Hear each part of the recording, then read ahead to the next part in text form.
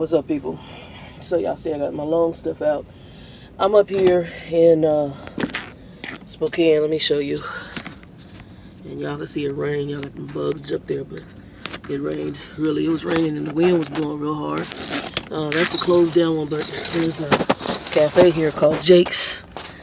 And I already ate my lunch. And I do liver and onions for dinner. Nice hot lunch because I've been eating sandwiches, so I need a hot lunch, a hot meal every so often. They got a really good, it was a cream of tomato soup.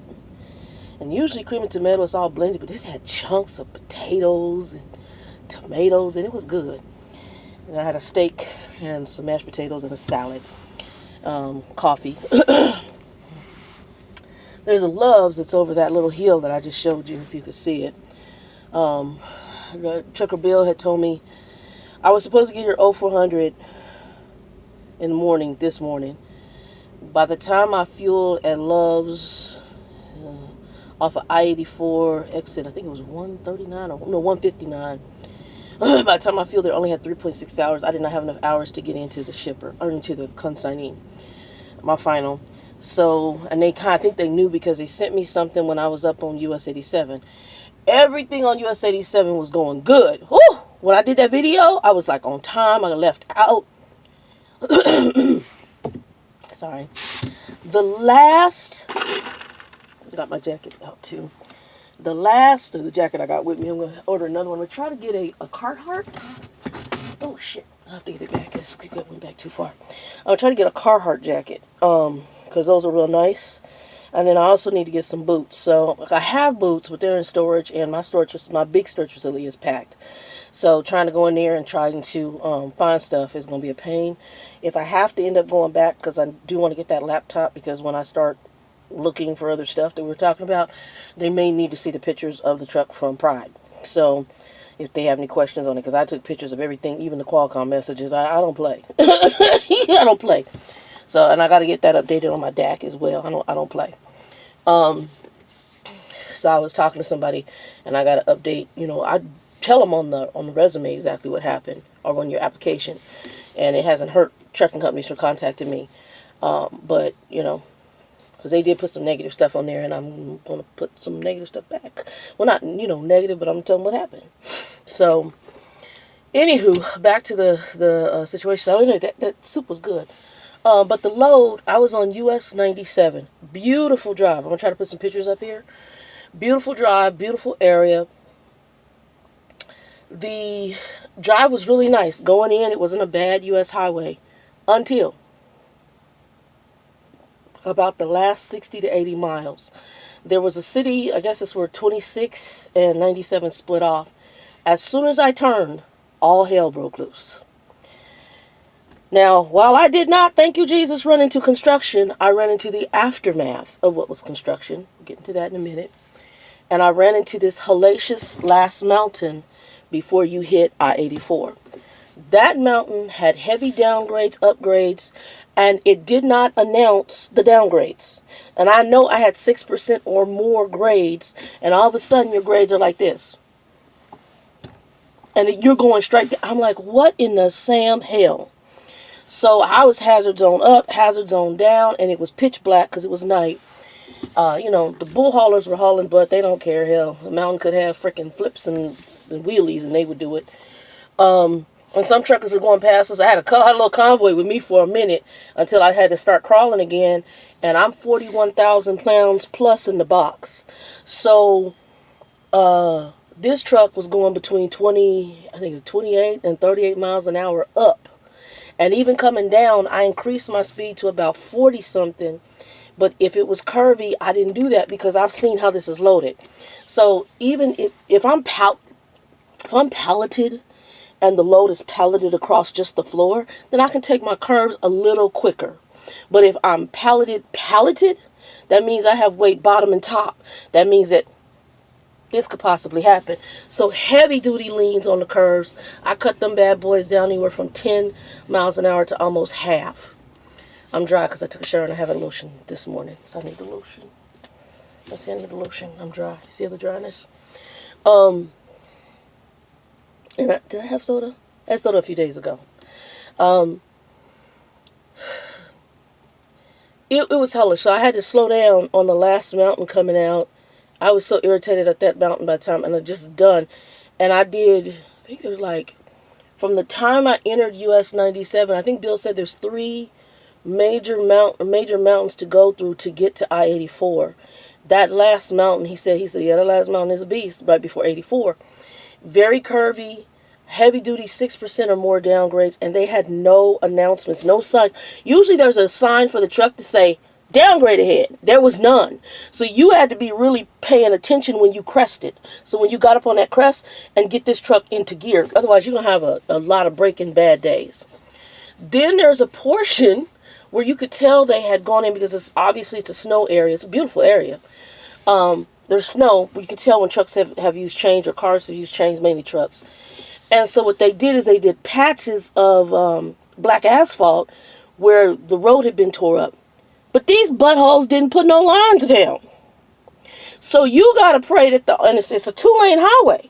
So you got to pray that the oncoming truck assesses their lane that doesn't freaking exist. And you got to assess your lane, and y'all are like this. It was insanity. And in the darkness, I mean black.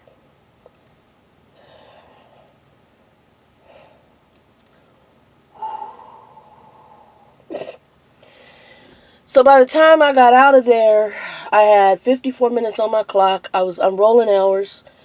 I was waiting for my hours to come back on my 70. I'm just around coming to midnight, waiting for the hours to come back, California time. So I got out that mountain just to get to a pilot that is tight as hell. There was another truck stop on the right-hand side, but I didn't see it till too late. And so I went to the pilot, went into the thing, went to the bathroom, got some McDonald's to eat, de-stressed from the damn mountain. It gets better. Hours came back, went and rolled out to end up just east, and y'all can look it up online, just east of, all I know is mile marker 139. There were signs coming up saying accident ahead. So I'm figuring it's like a little car accident. Then I saw vehicles go past me that looked like they were going to work on something. And they going towards where it says accident ahead. Oh, it gets better. Then we come up on it, and I'm detoured off. I ain't never been detoured. I've taken 84 before. I don't know the little side crap off the free. Child, we got a rollover accident of a truck. They took us off. We had to go around this thing. I'm trying to figure out how to get back on the freeway to get to this destination, to get my fuel stop. Well, to my fuel stop, not this destination. Stress. Got back on there, figured out how to turn the truck around to get to the next possible entrance to get back on 84. Got back on 84, and then you couldn't, because the way they took us around, all I could see from the rear view was the lane of the truck. It was laid on its side. And as soon as I stopped at Love's for my fuel, I wanted to find out if I was crazy. What am I seeing? So I pulled it up, and apparently there was a trucker, well, I actually think 2 truckers who died on I-84 in this rollover accident. The first one, he apparently was, they don't know what he was doing, but somehow he went to almost hit the median, went to adjust, and flipped the truck. He died.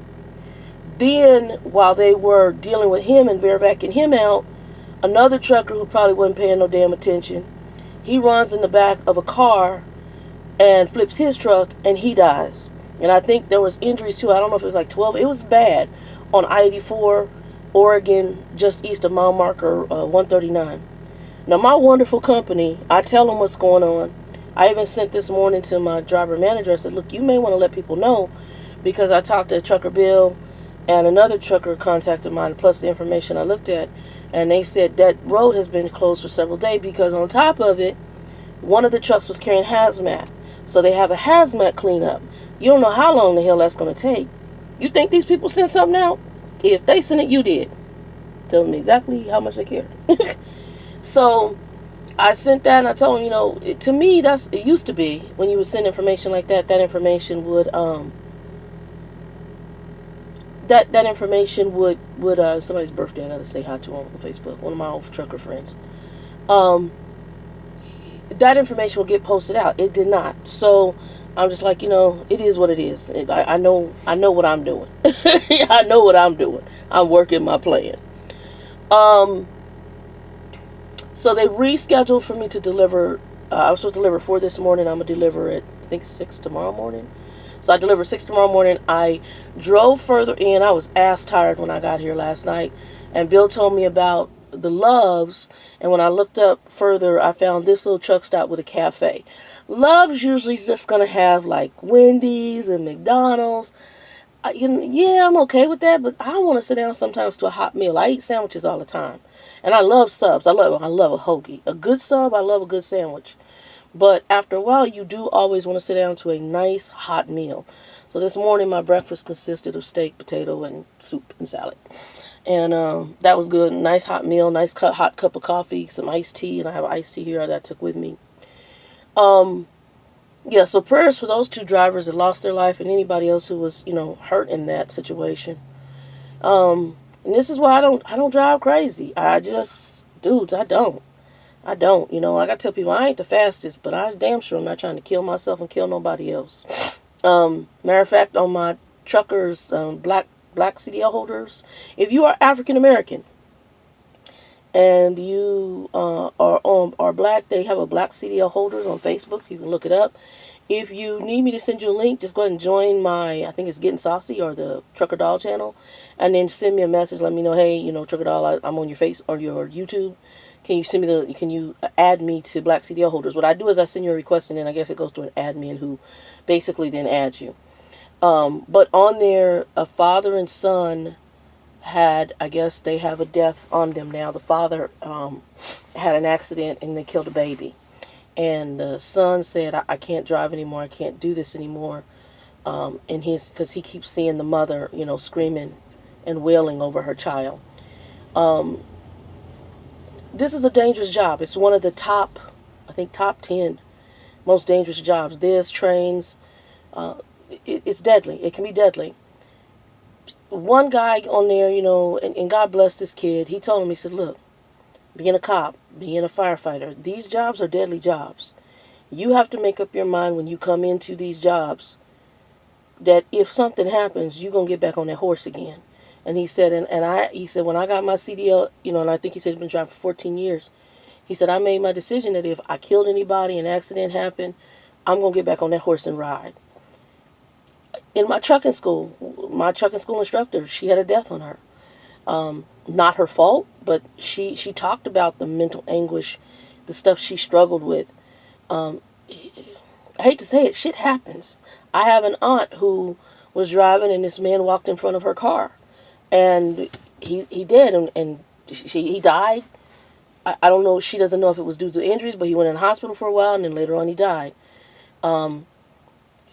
Again, people, whether you do this or something else, anything in this life can happen. And we can't stop living. We just, and God bless them, I understand his struggle. We just can't stop living. You got to live. That's kind of like Bill trying to tell me to get my paper out now. I can't stop living. I can't allow these small little things along the journey, even though they may be wrong. We're going to have hiccups in this life. Folks going to do crap in this life. You can't just stop living. What you have to do is work your plan. You've got to work it to overcome the situation. And where people think they may be getting over or ripping you off, you just got to plan it so that you can exit and put yourself in a better position. And that's the goal. So, yeah. Anyway, I think my driver manager is working on a load for me. I don't know if y'all remember that load that I had where they didn't have the product and I had to wait from 9 o'clock at night to 12 in the afternoon the next day. And these geniuses weren't going to give me detention pay because they said, oh, you were 3 minutes late to getting there. I was there. The GPS had me going across the street. So when I found the facility, as soon as I turned in, that's when I sent my arrive call. So I was in the vicinity. You could see where the damn truck was, and they corrected it. I said, you can see where the truck was. And I was there on time. Anyway, so I guess they approved this detention pay. And I'm like, this is ridiculous. That's the kind of stuff I'm talking about. That's the starter company crap. If you go somewhere, and I don't care what time you get there, and you sit more than a couple of hours, and they're getting their freight off, they don't cancel it, you need to get detention pay. That's some bull crap. Your freight ain't turned over. You ain't killed nobody. You ain't wrecked that crap. And Bill has a saying, and I'm going to use it, y'all. Your truck broke down? Not my problem. If you pay me. Your load is late, and the truck ain't towed up, and ain't nobody dead? Not my problem. If you pay me. And he says that for everything. He calls it the Good Brother Trucking Fraternity motto.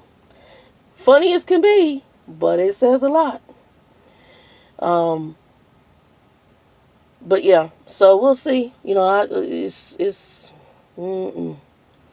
been that week. But yeah, so I'm hoping this gets on this paycheck. I don't know if it's going to be on this paycheck. I'm hoping because when I close it out tomorrow, I'm going to immediately scan the paperwork in. And Wednesdays are end of payday, so I'm hoping Wednesday night is what they do. And then I'll scan it in and hopefully it hits that pay period. And then she asked me, was I available for a load? And I was like, well, yeah, I'm rolling hours. But as long as y'all know I'm rolling hours and you're willing to work with that, keep them coming. That's what I'm looking at it. Keep it coming. That hair bump. Did it go? It's right there. It went down because I popped the hell out of it. I'm sorry, y'all. Hair bumps bother me. I get hair bumps from time to time. I got one right over here. I had to pull a blackhead out or whatever it was this morning. But yeah, so that's pretty much what's it. But winter is here, and I'm gonna go more into detail on my winter video. I might do that next. I put the dang bunk heater on, y'all. I'm up here in Spokane. It was like, it got down to 48 degrees. And all of a sudden, you can feel my truck moving. That wind is whipping, and it's colder and then it was 54, and it's colder than 54, and then it was raining. But I had to put the bunk heater on, y'all. And the truck won't idle. You know, I told you they set us up if it's 68 degrees, the truck does not idle. So I had to put the bunk heater on. It got chilly. But for dinner, I'm going to go over here and do liver and onions. I love liver and onions. Got liver, onions, I'm telling you, they have bacon. And a salad bar. Well, I don't know if they have the salad bar, but that soup they had was amazing. It was really, really good.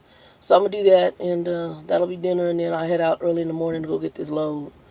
So I'll go pick the load up, and I'm like only 1.4 hours from where the load is here in the Spokane area. So I'm on the edge, and I'll get that out, and then hopefully they get me something. I don't know, Oregon. I really want to go back to Cali. Well, if I do go to Cali, I don't do Northern. Keep me out of stuff. Well, no, I got me some good tacos, and I got this fruit thing. I'll see if I have pictures of that. It was really good. So I would do it for that. And then my old driver manager, she's the one who worked on getting me my detention pay, so thank you. Still only gave me 37 cents for that damn load. And they put some kind of deposit. It wasn't like $100. It might be this detention pay shit. I don't know. Or it might be this bonus they've been telling us about. And I was like, okay, whatever. Because, see, in corporate America, I'm used to bonuses like $3,000 bonuses. So, it is what it is. Anyway, y'all, be blessed.